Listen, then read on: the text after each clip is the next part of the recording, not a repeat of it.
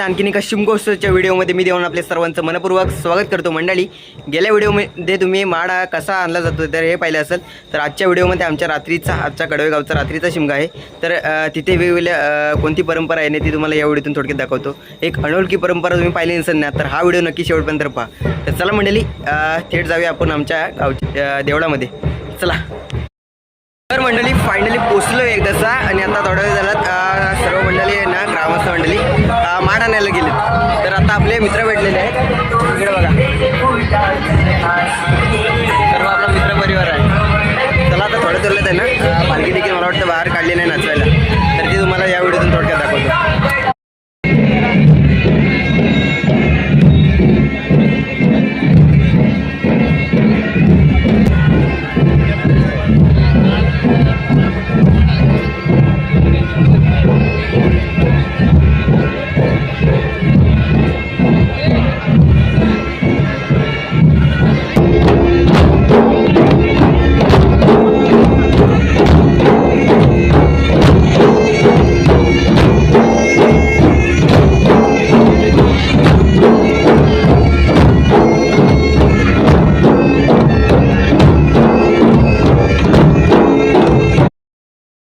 Finally इकडे बघा होमाची वगैरे तयारी सुरू आहे. आणि इकडे बघू शकताय माड बघा इकडे सजवलेलं आहे. आता थोड्या वेळाला तिकडे उभा करण्यात येईल बघा.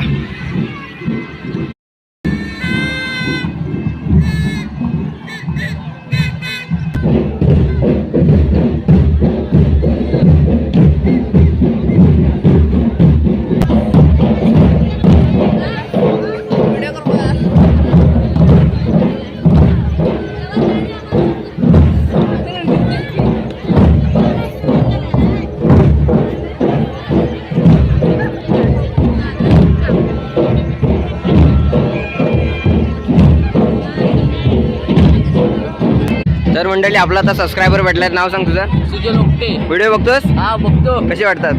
चांगले वाटतात. हा चल, लाईक कर. हा लाईक करा.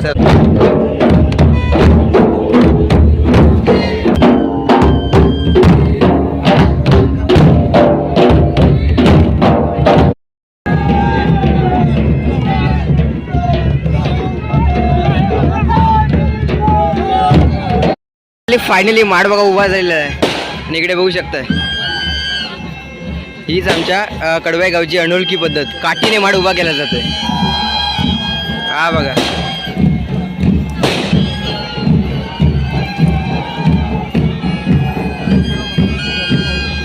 बघा जी आपली टेकणीची काठी असते ना, तिच्या हा माड उभा केला जातोय बघा.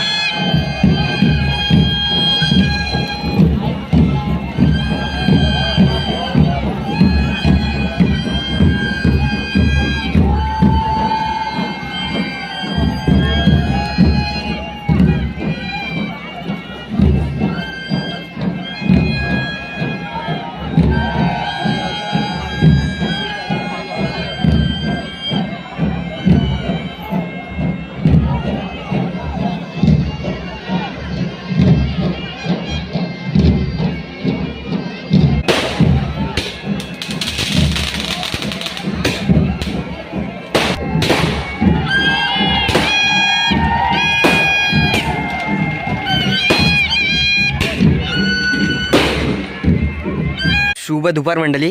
आजचा हा दुसरा दिवस आहे. आणि काल काही तुम्हाला जास्त काय शूट करून दाखवलं नाही.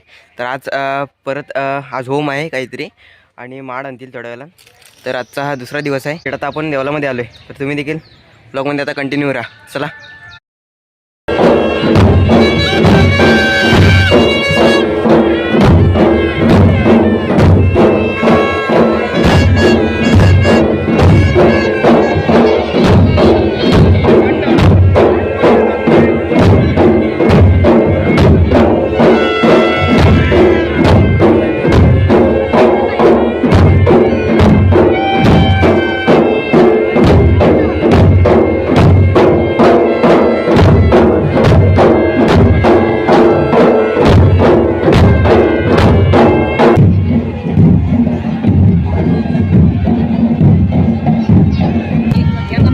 इकडे बघा होमाची वगैरे इकडे तयारी झाली.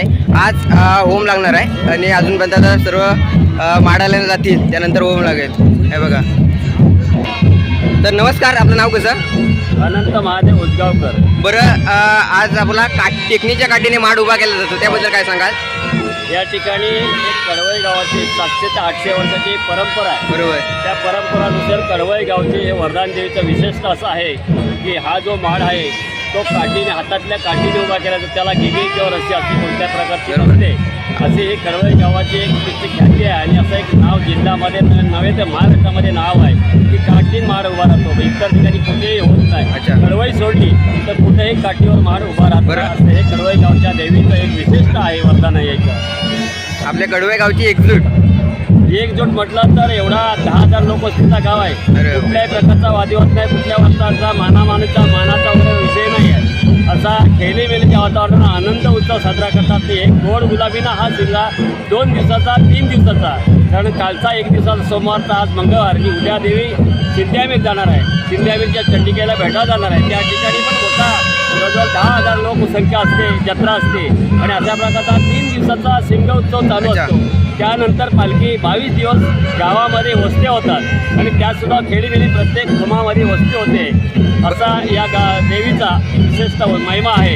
आणि असे गावकरी कोणकरी सगळे एक संगत असतात, एकजूट असते, सगळ्यांची गोड गुलाबीनं असा देवाचा हा कार्यक्रम पार पाडतात. बरं, माडाचे प्रकार असे काहीतरी 2 असतात ना, एक म्हणजे काय सूडमार म्हटलं जातं, ते कसं काय? हां, माडाचा प्रकार आहे तो पहिल्या दिवसाचा माड आहे.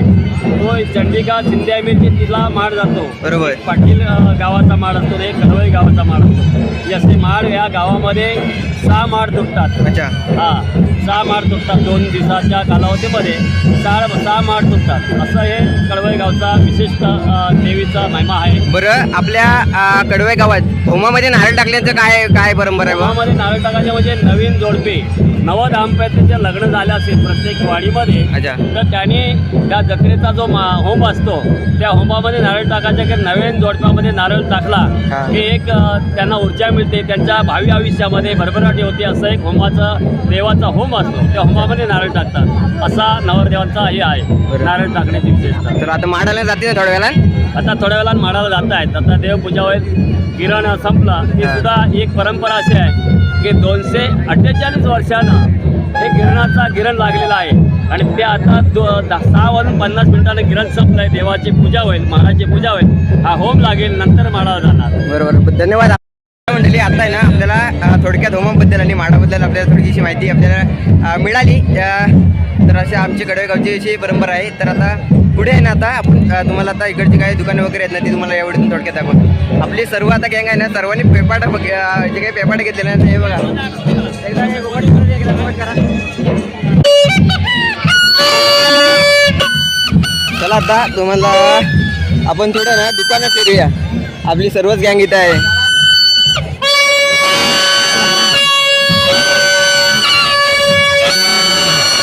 अशी आहे ना ही.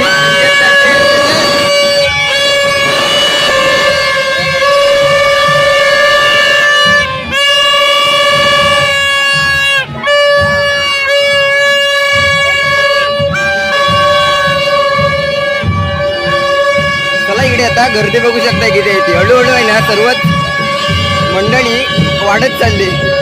प्रेक्षकांचा एकदम असा प्रभाव चढत निघालाय. ऐकत आता होमाची तयारी सुरू झाली आहे.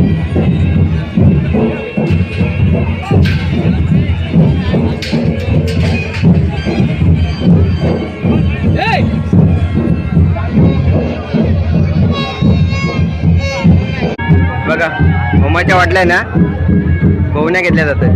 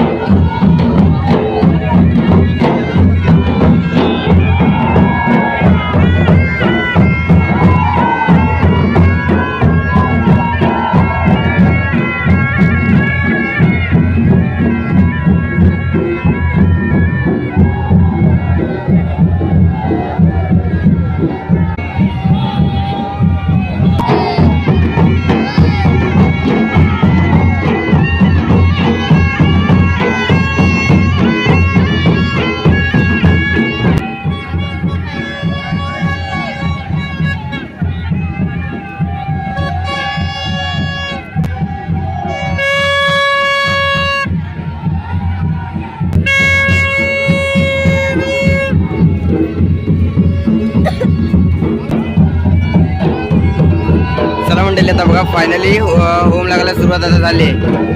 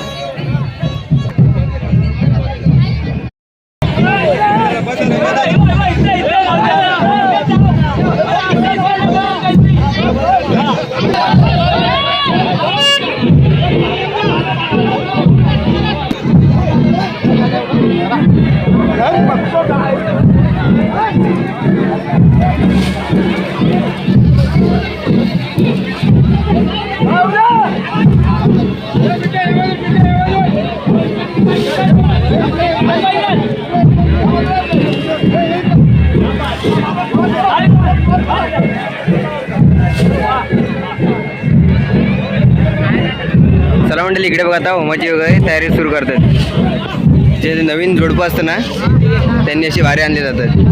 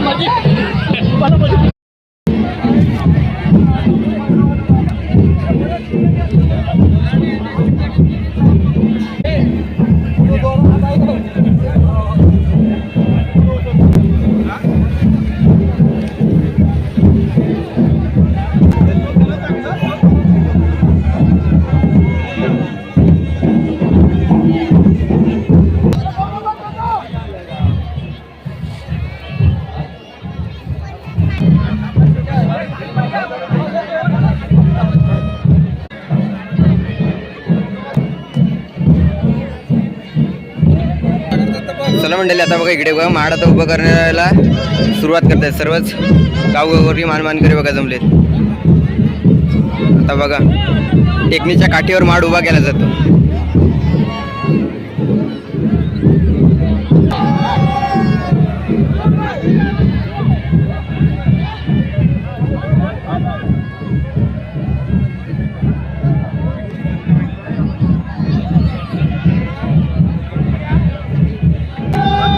चला मंडळी फायनली माड बघा आता टेकणीच्या काठीने उभा केला जातोय.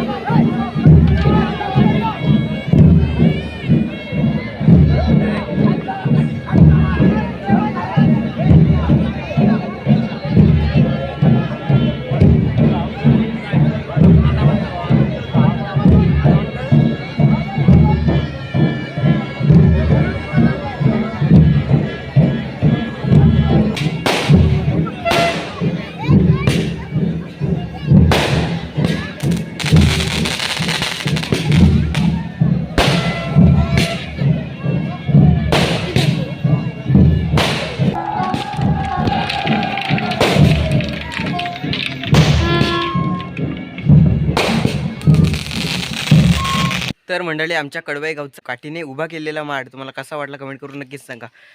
आणि तुमच्यापर्यंत आमच्या कडवाई गावची जी काही परंपरा होती ना ती तुम्हाला नक्कीच या व्हिडिओतून समजलेलीच असणार. तर आय होप हा छोटासा ब्लॉग तुम्हाला आवडल्यास व्हिडिओ लाईक शेअर आणि सबस्क्राईब करायला विसरू नका. आणि कसं झालं आहे आम्ही माड लगेच उभा करून आलो आणि जे काही होमामध्ये नारळ टाकलं ना ते काही शूट केलं नाही. त्याच्या आधी आपण आलेलो. पण नंतर जे काही नवरदेव असतात ना नवीन जोडपं वगैरे असतात ना ते होमामध्ये नारळ टाकले जातात ते शूट करता आलं नाही. तर भेटूया अशाच पुढच्या ब्लॉगमध्ये. तोपर्यंत टाटा बाय बाय. या कोकण आपलंच आहे, काळजी घ्या.